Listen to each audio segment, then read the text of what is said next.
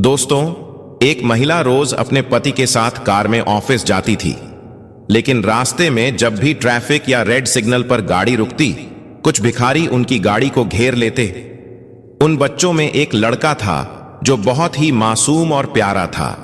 कभी वह गुब्बारे बेचता, कभी पान और कभी गुलाब के फूल।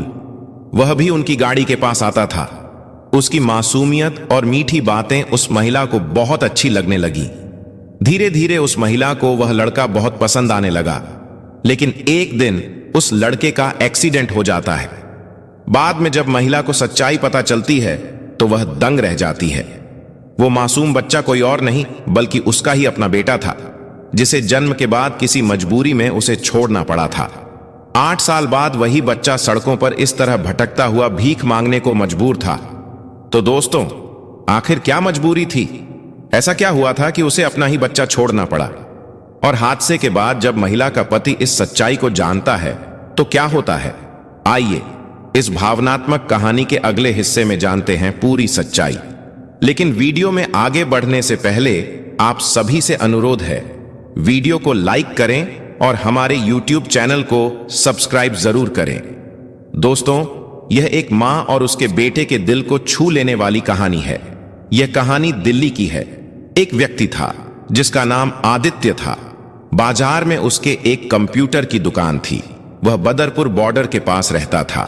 रोज वह बदरपुर से अपनी पत्नी अनन्या के साथ कार में दुकान जाता था।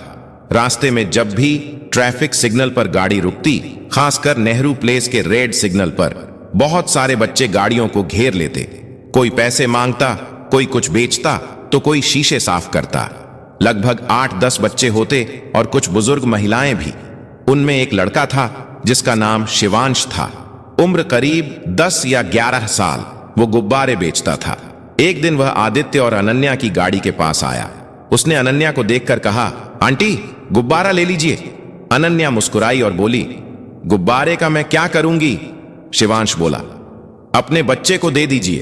अनन्या हंसते हुए बोली, जब मेरा बच्चा इस दुनिया में आएगा तब तक तो यह गुब्बारा फट जाएगा। उस समय वह 6 महीने की गर्भवती थी। शिवांश बोला, आंटी, नहीं फटेगा। अगर आप इसे छोड़ेंगे नहीं तो यह कभी नहीं फटेगा। अनन्या को उसकी बात बहुत प्यारी लगी। उसने कहा, तुम बहुत प्यारे बच्चे हो। अच्छा, मुझे एक गुब्बारा दे दो। उसने 2 गुब्बारे लिए और सिग्नल हरा होते ही वे आगे बढ़ गए। कुछ दिनों बाद फिर जब गाड़ी वहां रुकी, शिवांश फिर आया, लेकिन इस बार वह पेन बेच रहा था। अनन्या ने खिड़की नीचे की और कहा, क्या बात है, आज गुब्बारे नहीं बेच रहे हो? शिवांश बोला, आंटी, गुब्बारे फट जाते हैं तो नुकसान हो जाता है। आज आप पेन लीजिए, R30 में 10 पेन। अनन्या को पेन की जरूरत नहीं थी, लेकिन उसने फिर भी पेन खरीद ली। धीरे धीरे अनन्या और शिवांश के बीच एक प्यारा रिश्ता बन गया।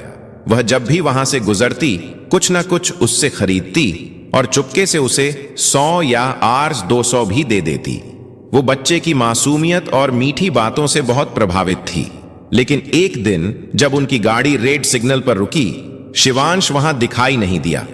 अनन्या उसे ढूंढने लगी, क्योंकि वह चाहती थी कि गाड़ी रुके और वह उससे बात करे। लेकिन जैसे ही गाड़ी रेड सिग्नल पर रुकी, शिवांश कहीं दिखाई नहीं दिया। तभी 2-4 बच्चे दौड़ते हुए आए और बोले, मैडम, आप शिवांश को ढूंढ रही हैं ना? अनन्या बोली, हां, शिवांश कहां है? वे बच्चे बोले, शिवांश का तो एक्सीडेंट हो गया है। यह सुनते ही अनन्या की आंखों में आंसू आ गए। वह घबरा कर बोली, क्या कह रहे हो? कैसे हुआ? कहां हादसा हुआ? बच्चों ने बताया कि वह जब घर से यहां आ रहा था तब एक गाड़ी ने उसे टक्कर मारी और भाग गई। शिवांश संगम विहार की झुग्गियों में रहता था। यह घटना 2018 की थी। अनन्या ने पूछा, उसकी हालत कैसी है? बच्चों ने कहा, हमें नहीं पता, लेकिन कहा जा रहा था कि बचने की उम्मीद बहुत कम है। उसका सिर फट गया था।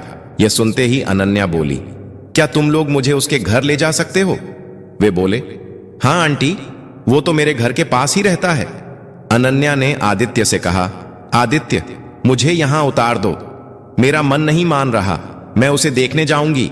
आदित्य बोला, ठीक है, तुम जाओ, मुझे दुकान खोलनी है, जो भी हो मुझे फोन करना। इसके बाद आदित्य ने उसे वहां उतार दिया। अनन्या ने एक बच्चे को साथ लिया और ऑटो रिक्शा से संगम विहार पहुंची। वहां पहुंचने पर उसने देखा कि एक बुजुर्ग महिला बाहर बैठी है। उसे देखकर अनन्या हैरान रह गई, क्योंकि वह उस महिला को अच्छी तरह जानती थी। बुजुर्ग महिला ने भी अनन्या को पहचान लिया और उसे देखते ही फूट फूट कर रोने लगी। उन्होंने कहा, मैं तेरे बेटे को बचा नहीं पाई। यह सुनकर अनन्या चौंक गई और बोली, क्या मेरा बेटा शिवांश था? महिला ने जवाब दिया, हाँ, वो तेरा ही बेटा था। यह सुनते ही अनन्या ने छाती पीट पीट कर रोना शुरू कर दिया। वो कहने लगी, 8 साल बाद मेरा बेटा मुझसे मिला और इस हालत में मैं उसे पहचान भी ना सकी। मैं कितनी अभागिन हूं। उसने पूछा, वो कहां है? उसकी हालत कैसी है? मैं उसे देखना चाहती हूं। पास की महिलाएं पूछने लगी, यह औरत कौन है? तब शिवांश की दादी ने कहा, अरे यही तो उसकी मां है। यह सुनकर सभी हैरान रह गए। वे यकीन नहीं कर पा रहे थे, क्योंकि वे पीछे की कहानी नहीं जानते थे।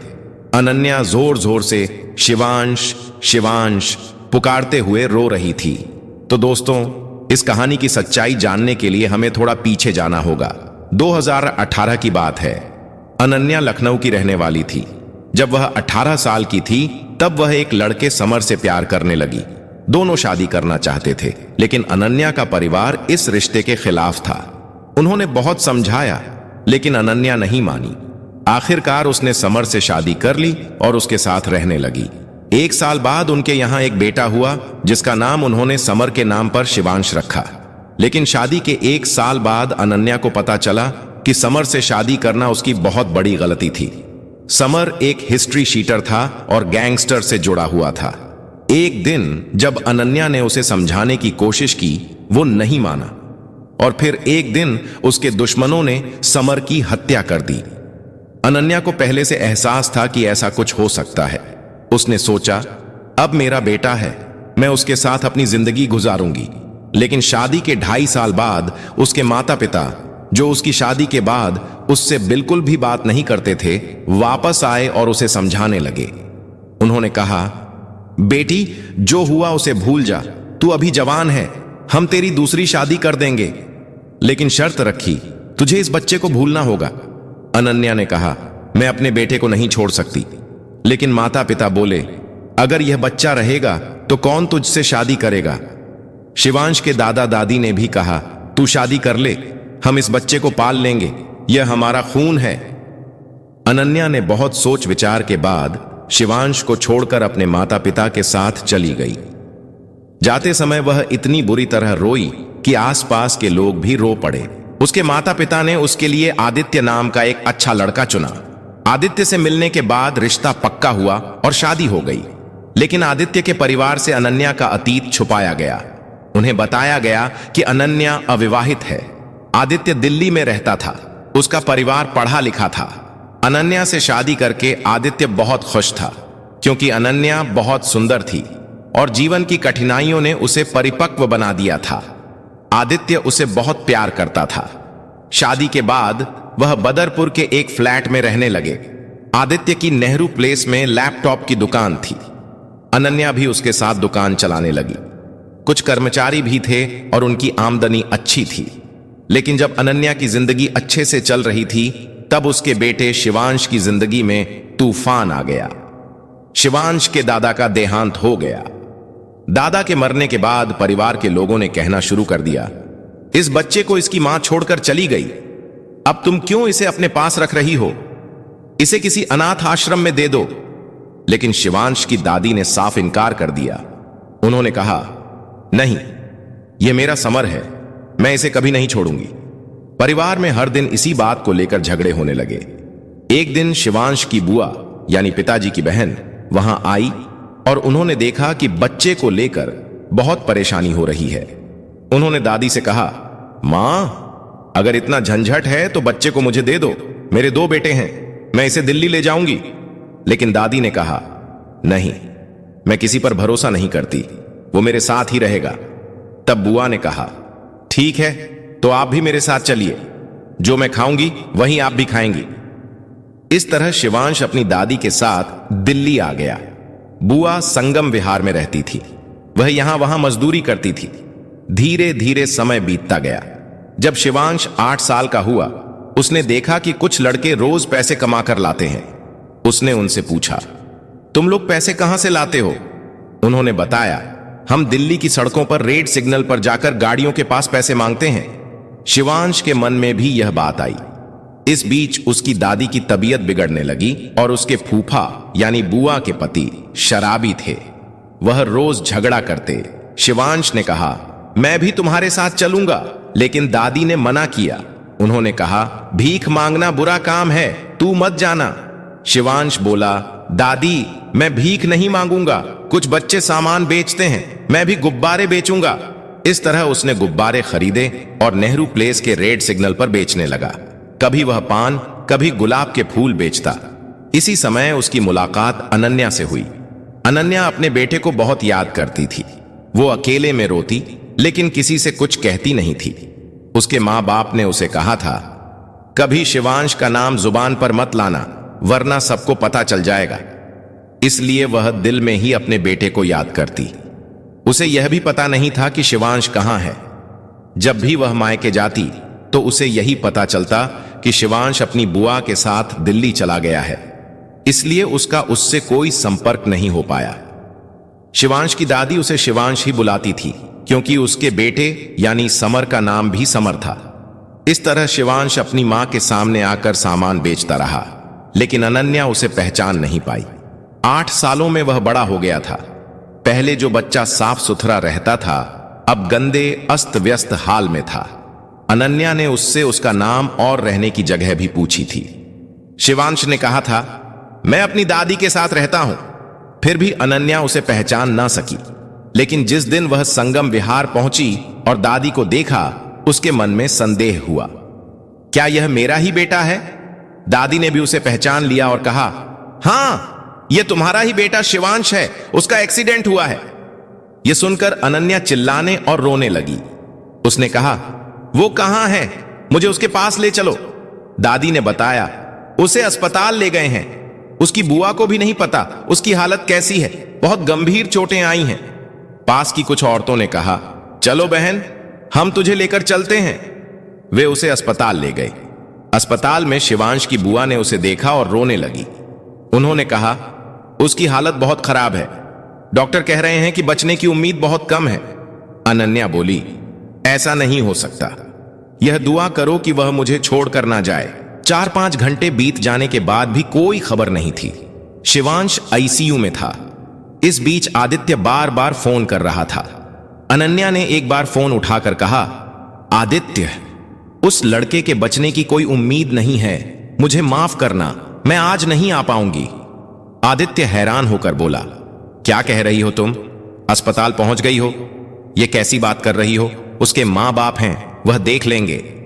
लेकिन अनन्या कैसे बताती कि वह लड़का उसका अपना बेटा है? उसने कहा, आदित्य, मैं अभी बात नहीं कर सकती, और फिर फोन बंद कर दिया। 2 दिन बाद तीसरे दिन डॉक्टर ने कहा, अगर उसे होश आ गया तो वह ठीक हो जाएगा, वरना कुछ कहा नहीं जा सकता। तीसरे दिन ही डॉक्टर ने खुशखबरी दी, लड़के को होश आ गया है, अब आप लोग उससे मिल सकते हैं। यह सुनते ही सभी एक दूसरे को गले लगाकर रोने लगे। अनन्या दौड़ कर गई और देखा, शिवांश की आंखें खुली हुई हैं। उसने कहा, आंटी, आप आ गई? अनन्या ने भावुक होकर कहा, बेटा, मैं आंटी नहीं, तुम्हारी मां हूं। उसने शिवांश को चूमा और गले लगा लिया। डॉक्टर ने मना किया कि ज्यादा बात ना करें। लड़के को होश आ गया है, अब टेंशन मत लो। 3 दिन तक अनन्या ने आदित्य को फोन नहीं किया, ना ही उसने अपना फोन ऑन किया। आदित्य परेशान होकर संगम विहार पहुंचा और पूरी बात जान गया। अस्पताल जाकर उसने अनन्या से कहा, तुम लोगों ने धोखा दिया है, हमारा रिश्ता खत्म। अनन्या कुछ नहीं बोल सकी, वो सिर झुकाए सब सुनती रही। आदित्य चला गया। अनन्या को एक ही सुकून था, शिवांश की जान बच गई। 1 हफ्ते बाद डॉक्टर ने शिवांश को छुट्टी दे दी। अनन्या उसे संगम विहार ले आई और उसकी देखभाल करने लगी। जब उसने आदित्य को फोन किया तो देखा कि उसका नंबर ब्लॉक कर दिया गया है। 10 दिन बाद आदित्य अपनी मां और बहन के साथ संगम विहार आया। अनन्या उन्हें देखकर फूट फूट कर रोने लगी। उसकी सास ने कहा, बेटी, मत रो, चलो घर चलते हैं। अनन्या बोली, नहीं, मैं अब अपने बेटे को छोड़कर कहीं नहीं जाऊंगी। उन्होंने कहा, किसने कहा छोड़ने को? तुम्हारा बेटा, यहां तक कि उसकी दादी भी, सब साथ चलो।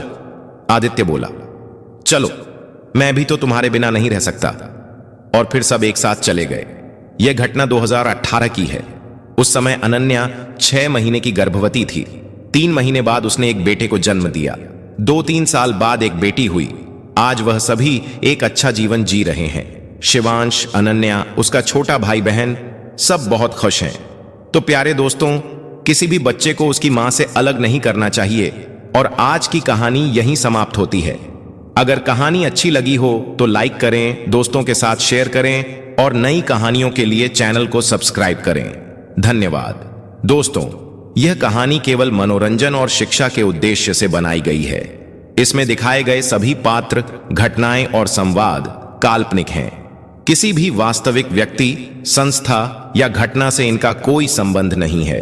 कृपया इसे केवल कहानी के रूप में देखें और इसका आनंद लें। हम किसी की भावनाओं को ठेस पहुंचाना नहीं चाहते।